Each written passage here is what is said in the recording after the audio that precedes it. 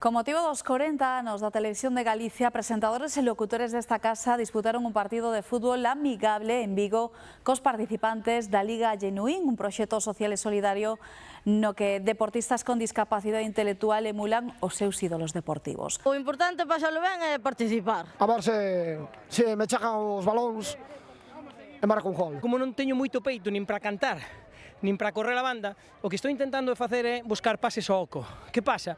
Que sempre acabo mandando balón a ocos ou que non existe ou que non hai ninguén.